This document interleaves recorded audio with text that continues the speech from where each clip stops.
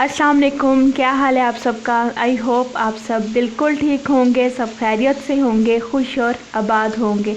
अल्लाह ताला आप सब पर अपनी रहमत फरमाए और आप सबको अपने हिफ्ज़ो अमान में रखे, आमीन सुम आमीन। अच्छा जी, ये थोड़ा सा क्लिप है। जद्दा में बारिश हो रही है और जैसे आप सबको ही पता है कि जद्दा में बहुत कम होता है कि बारिश हो, और तकरीबन मेरे ख्याल से 2 साल के बाद ये बारिश हमें देखना नसीब हुई है और वीडियो में भी थोड़ा नज़र आ रहा होगा। वैसे ये है कि बारिश हुई तो, और काफ़ी तेज़ बारिश हुई इस बार ना। ऐसा नहीं था कि थोड़ी देर हुई हो, लेकिन ना मौसम बड़ा अच्छा हो गया था। लेकिन अनफॉर्चुनेटली वीकेंड नहीं था और हस्बैंड ने जाना था ऑफ़िस, तो जी वो फिर ऑफ़िस चले गए।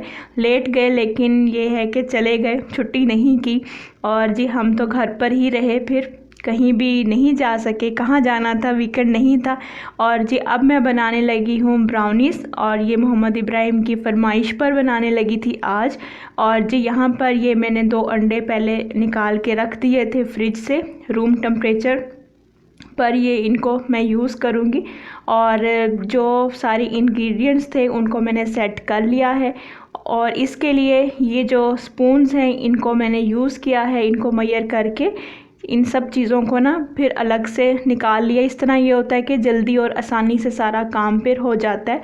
और ये स्पून्स हैं जी। अब ये बनाना स्टार्ट करते हैं। यहाँ पर मैंने लिया है बटर, हाफ़ कप बटर है, इसको मेल्ट कर लिया था।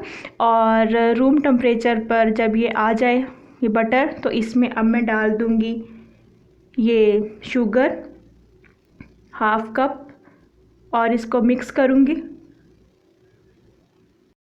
और ये इतनी आसान रेसिपी है ना कि इससे आसान रेसिपी कोई और हो नहीं सकती। और यहाँ पर मैंने डाला है वनीला एसेंस, डाला है 1 टीस्पून। और अब मैं इसमें ये 2 अंडे डाल दूँगी तोड़कर। बस इतना ध्यान रखना है कि जो बटर है ये हॉट नहीं होना चाहिए, क्योंकि अगर गरम मक्खन में हम अंडे डालेंगे तो अंडे जो हैं वो पक जाएंगे। बस इतना ध्यान रखना है कि जो ये बटर है ये रूम टेम्परेचर पर ही हो और मेल्टेड हो। और जी अब मैं इसमें डाल दूँगी ये कोको पाउडर,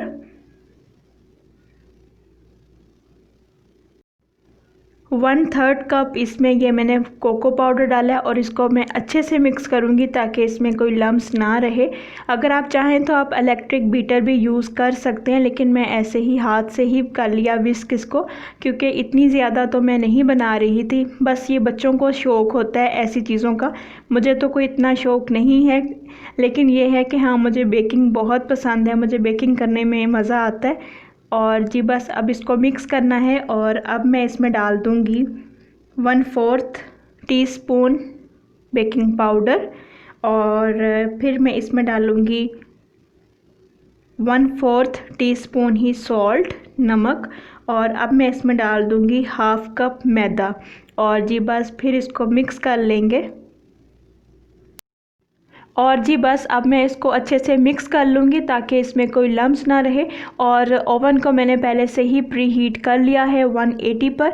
यहाँ पर मैं एक टिप ज़रूर देना चाहूँगी, जब भी आप बेकिंग करें और ओवन को पहले प्री हीट करें तो वो जो टेम्परेचर है वो सेम रहना चाहिए। जिस टेम्परेचर पर बेक करना है उसी ही टेम्परेचर पर ओवन को प्री हीट करना चाहिए। ऐसा नहीं कि अगर आपने प्री हीट करना है तो उस टाइम टेम्परेचर कोई और हो और जब बेकिंग कर रहे हैं फिर टेम्परेचर चेंज कर दें। ऐसा नहीं करना, एक ही टेम्परेचर रखना है। उसके बाद जी इस पैन को ग्रीस किया है और इसमें अब ये मैं बैटर डाल दूँगी। ये पैन थोड़ा बड़ा है, जितना मेरे पास मिक्सचर है उससे तो ये काफ़ी बड़ा है, लेकिन ये है कि इसमें इजीली ज़रा अच्छी सी कटिंग हो जाएगी जैसे ब्राउनीज़ की होती है। और अब उसको जी मैंने रख दिया है ओवन में बेक होने के लिए।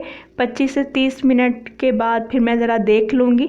और यहाँ पर अब मैं तैयार करने लगी हूँ फ्रोस्टिंग ब्राउनीज़ की। और यहाँ पर मैंने लिया है 3 टेबलस्पून बटर, रूम टेम्परेचर पर मेल्टेड। और इसमें डाला है 1 टेबलस्पून हनी, अपने हिसाब से मैंने डाल दिया है। और इसमें अब मैं डालूँगी 1 टीस्पून वनीला एसेंस। इसको भी बस मैंने अपने अंदाज़े से डाल दिया था, इतना आइडिया हो गया है अब बेकिंग कर कर के कि इतना 1 टीस्पून इतना ही होगा। और जी अब मैं इसमें डाल दूँगी 3 टेबलस्पून कोको पाउडर और उसके बाद मैं डालूँगी हाफ़ कप शुगर। शुगर ज़रा मैंने कम ही रखी है क्योंकि ब्राउनीज़ में भी शुगर होगी और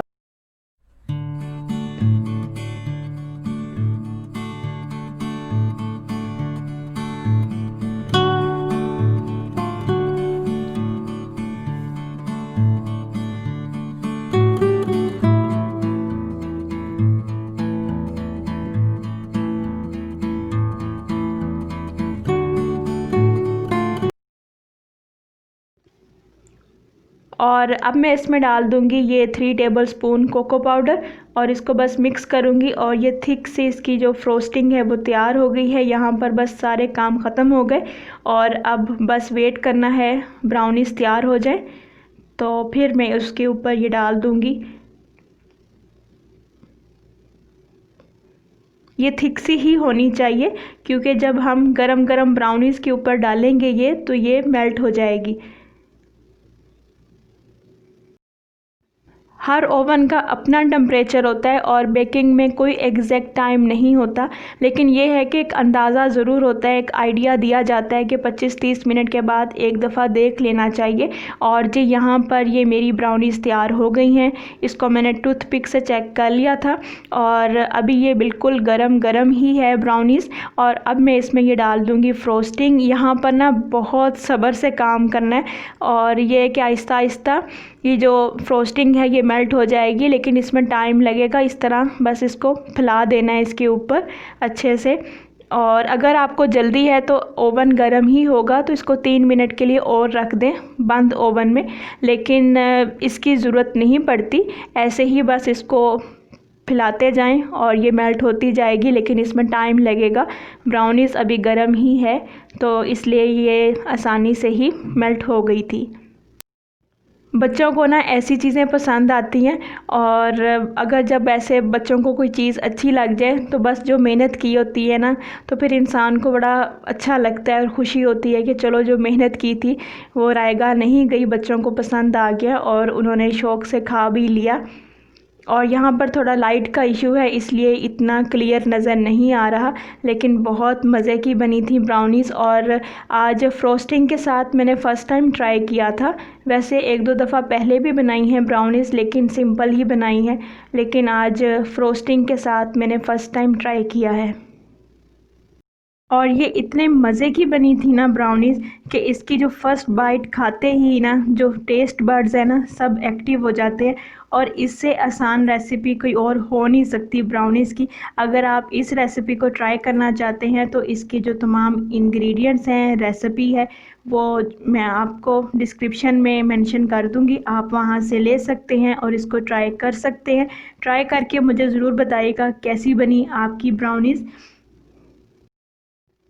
हमारे इधर जद्दा में तकरीबन आजकल जो मगरिब की अज़ान है वो 5:45 तक ना हो जाती है। फिर मगरिब की नमाज़ के बाद हमारे घर जी खाने की तैयारी शुरू हो जाती है, रात के खाने की तैयारी। और अगर सालन पड़ा हो जो हमारी फैमिली के लिए काफ़ी हो तो फिर उस दिन नहीं पकाते, लेकिन आज जी सालन पक रहा है और आज हमने बनाना है कीमा गोभी। ये शायद आप में से बहुत सारे लोगों ने फ़र्स्ट टाइम ही सुना हो कीमा गोभी, लेकिन हो सकता है बहुत से लोग पकाते भी हों। जैसे ज़्यादातर तो यही आलू गोभी और गोभी गोश्त ही सुनने में आता है, लेकिन हम कभी कभार ऐसे कीमा गोभी भी पकाते हैं जो बहुत मज़े का बनता है, टेस्टी बनता है। अगर नहीं ट्राई किया तो ज़रूर ट्राई कीजिएगा। यहाँ पर उसी तरह है जैसे गोश्त को बनाते हैं पहले, तो यहाँ पर कीमा बना लेना है और फिर उसके बाद गोभी को डाल देना है और दम पर ही गोभी कीमा तैयार हो जाएगा। बस यहाँ पर ये ध्यान रखना है कि जैसे हम जब आलू गोभी बनाते हैं तो गोभी उसमें ज़रा बड़ी अच्छी लगती है कटी हुई, लेकिन यहाँ पर ना गोभी भी छोटी छोटी काटनी है फिर बहुत अच्छी लगती है। और बस जी यहाँ पर रात का खाना तैयार हो रहा है, उसके बाद जी मैं बनाऊंगी रोटी और फिर हम खाना खाएंगे।